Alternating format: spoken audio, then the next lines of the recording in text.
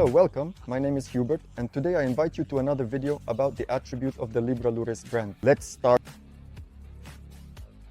In today's material, I would like to briefly introduce and present to you today the dying worm.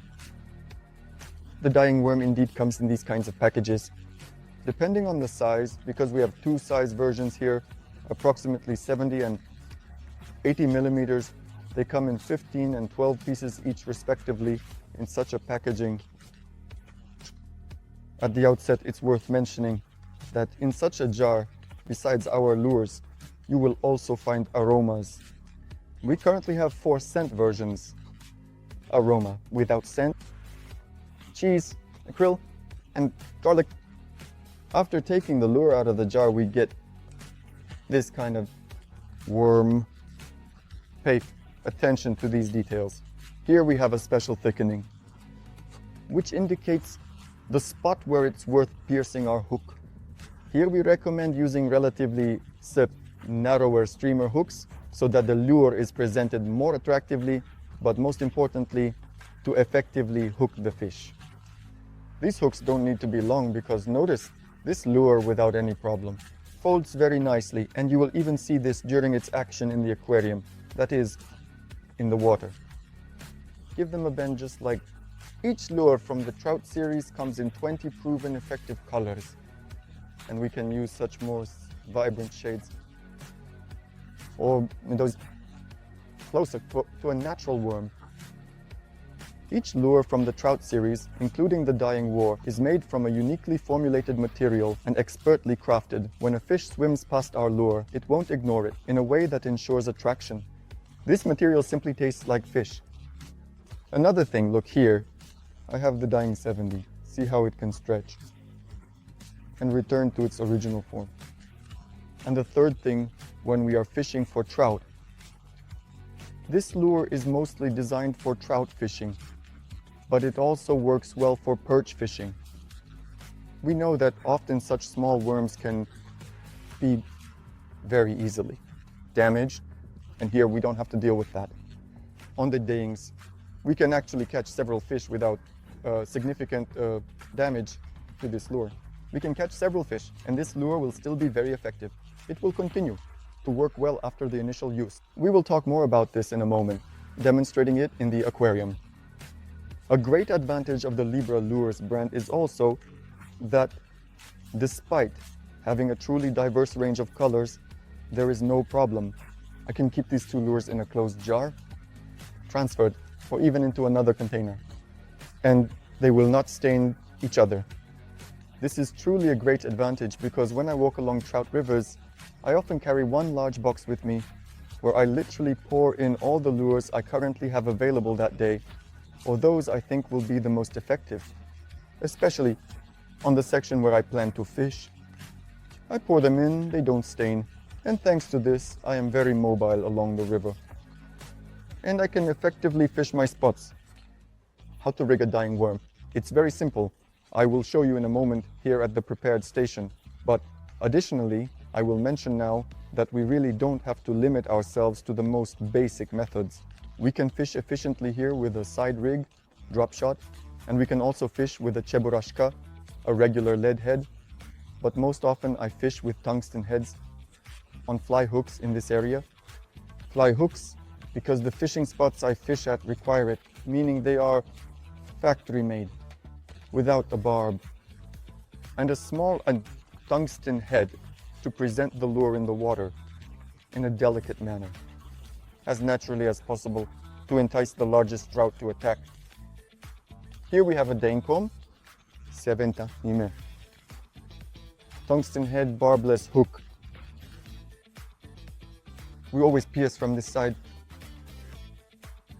gently slide it on. The hook, carefully piercing it around the thickened and very prominent stripe here. Oops.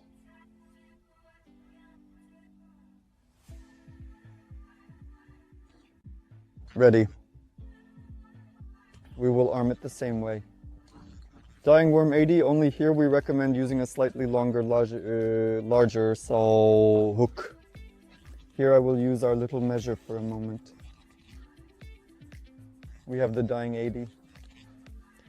This dyeing is particularly interesting because when we have this slightly larger size, it is subtly thicker than the smaller 70. What you can now see here very nicely, but there's also another thing. I showed this earlier.